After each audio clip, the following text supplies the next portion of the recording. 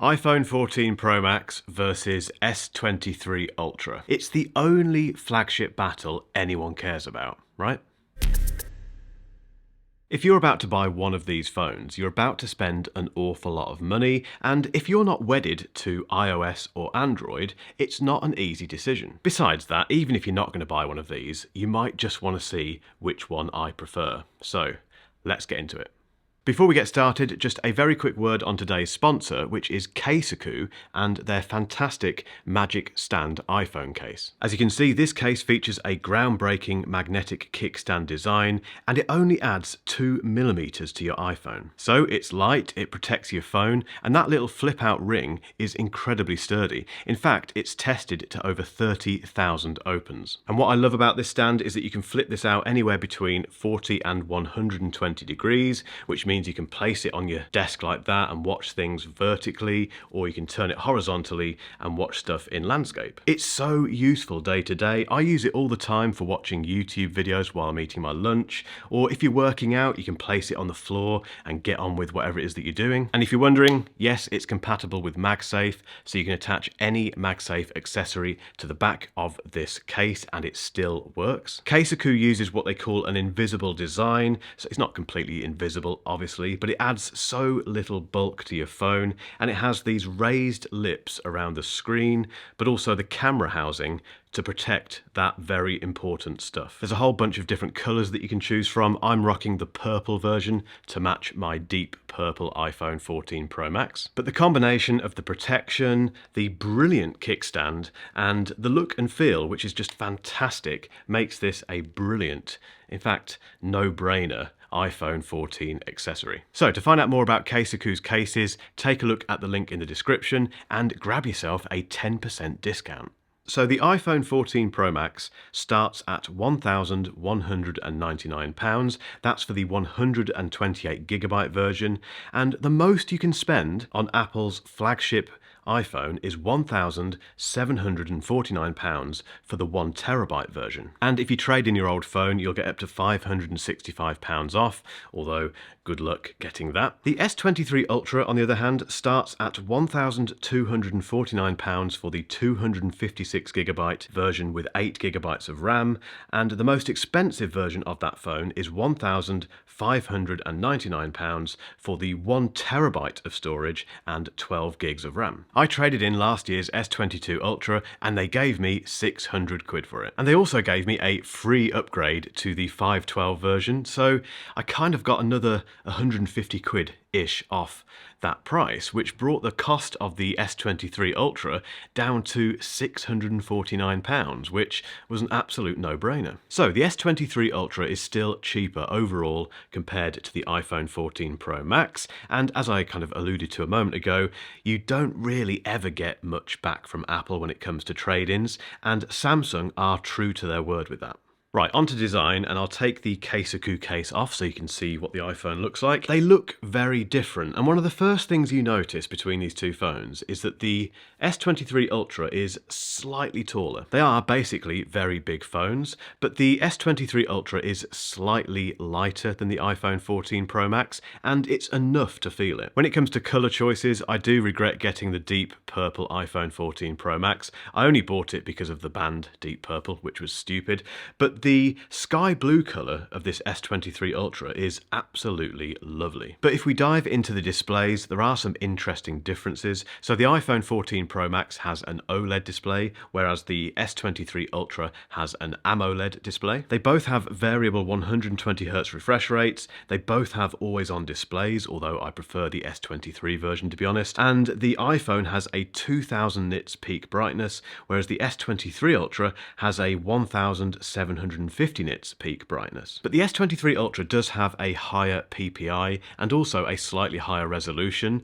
and you can tell I much prefer the display on the S23 Ultra compared to the iPhone 14 Pro Max. The S23 Ultra also has a far more expansive screen, even though they're roughly the same size, and that's for two reasons. The first one is, well, let's get into it straight away. It's the dynamic island. That does take up a fair amount of space on this phone, and although it's not gimmicky, it kind of fades into insignificance quite quickly. Whereas on the S23 Ultra, there is no Monkey Island. You get a pinhole camera at the top, which is fantastic for selfies, as I'll show you in a moment, but also works brilliantly for facial recognition. And don't forget, we also have an underscreen fingerprint reader here, which you can't see and which works flawlessly in my experience. The other reason the display on the S23 Ultra feels more expansive is because it has smaller bezels, which does make a difference. And this time around, Samsung has not quite as badly rounded off the corners. So on the S22 Ultra, the screen was very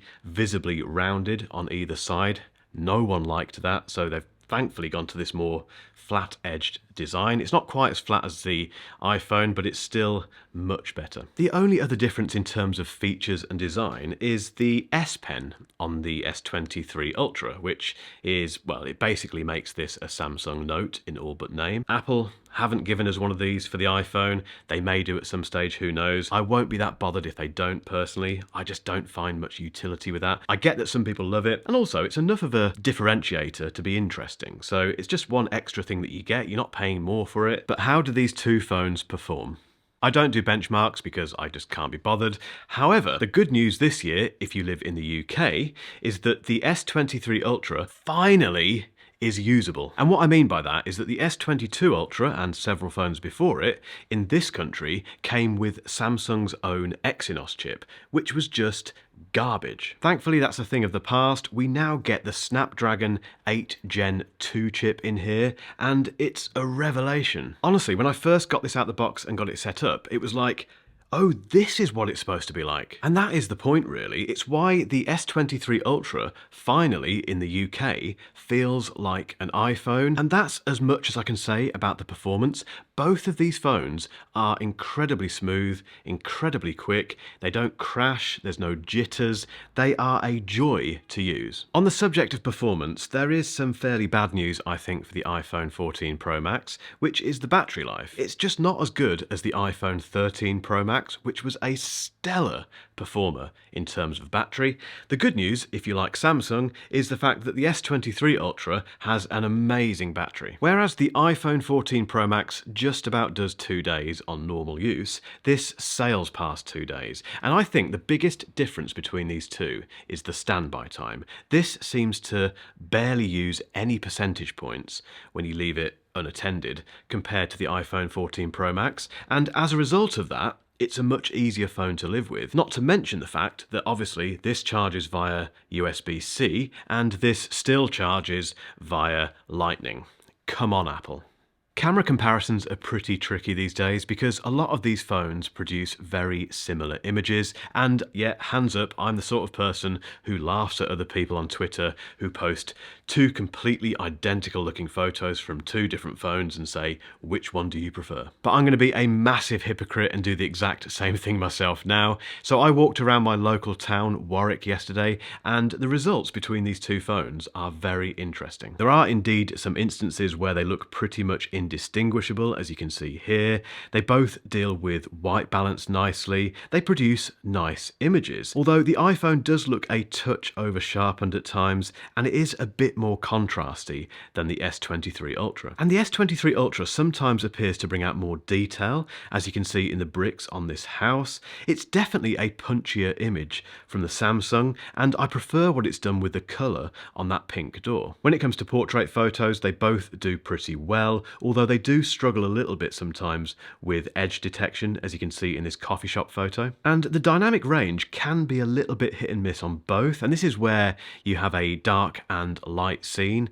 Basically, a high dynamic range camera will manage to pick out detail in both the highlighted scenes and also the dark scenes. And as you can see in this shot of the tree, the S23 Ultra brings out loads more detail in those shadows, whereas the iPhone, well, it looks like a silhouette. Yet on this shot of the Warwick Castle gates, the iPhone fares slightly better. I think the S23 Ultra definitely produces warmer photos. You can see that here very nicely on the entrance to Warwick Castle. And I really like the way the S23 Ultra Ultra brings out the greens in nature shots. It just feels far more pleasing to the eye. This has been something that Samsung has always done pretty well, and as you can see on this tree-lined corridor leading up to the castle, it just looks more inviting. And as a result, the iPhone shots are usually a bit moodier, which is no bad thing, and again, this is down to your personal preference. I just wish the iPhone didn't over-sharpen images, so again, this shot of the castle, it just seems to be way too sharp on the iPhone, whereas the S23 Ultra, it's a more accurate, more colour accurate,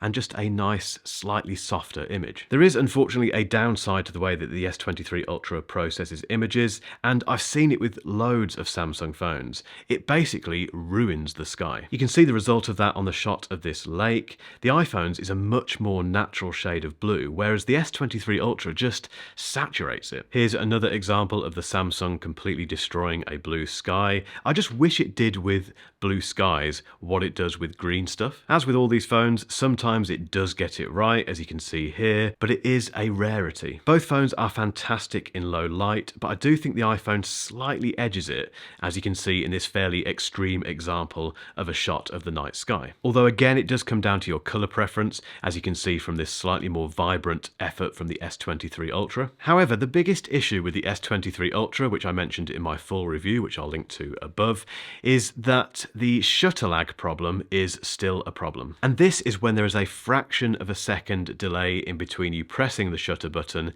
and it taking the photo. It's also worth noting that unlike the iPhone and pretty much every other smartphone, the photo on the S23 Ultra is only taken when you take your thumb off the shutter button, which again adds to that perceptible delay. And you can see an example of that here where I'm trying to take a photo of my dog Eddie. The iPhone has pretty much nailed it, whereas the Samsung has completely screwed it up. And this is partly down to the shutter lag, but also the fact that for some reason the S23 Ultra kept defaulting to the night mode, which meant there was a bit of a delay in it taking the photo. The iPhone didn't, it just took the photo, and it wasn't a particularly dark scene. And this means that with the S23 Ultra, you do struggle to take photos or reliable photos consistently of fast-moving objects. So if you're taking a photo of your dog or your kid, for instance, the iPhone is a better choice. Just a quick note on zoom. So the iPhone goes up to 15x, which is pretty usable throughout the range, whereas the S23 Ultra goes right up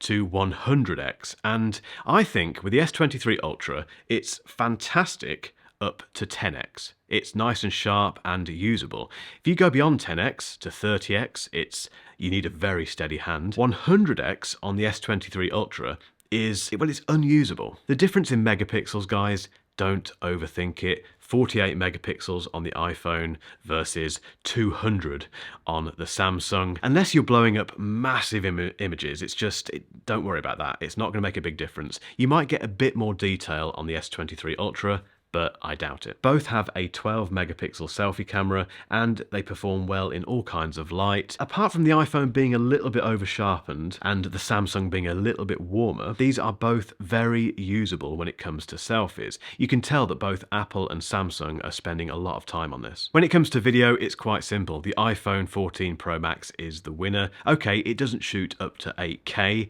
but I don't see the point in that on a phone. It just looks nicer. It shoots at 24 frames per second, which gives you a slightly more cinematic look. And the stabilization on the iPhone is much better than the S23 Ultra. The latter just looks a bit jerky and I just don't like it.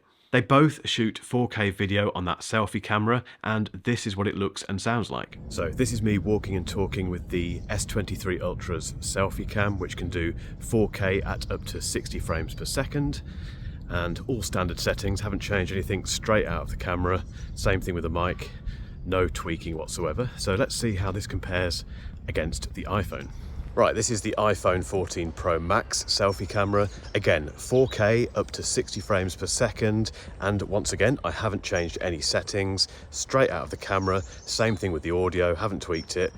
How does this compare against the S23 Ultra? Obviously, I can't tell you which one you prefer out of these two cameras. It's completely subjective. For me, the iPhone edges it, but only just. And it's a massive shame because the S23 Ultra, I think, overall, produces better images, but it's that shutter lag. The fact that I can't reliably and consistently take sharp, great photos of my kid and my dog lets it down massively.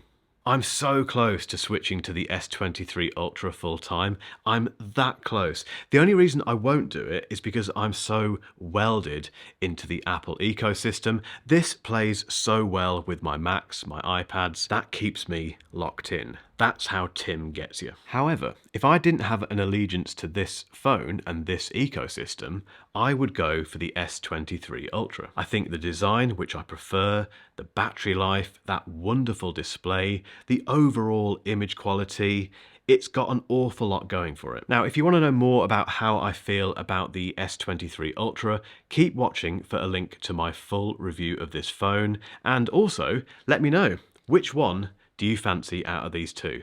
Get involved in the comments.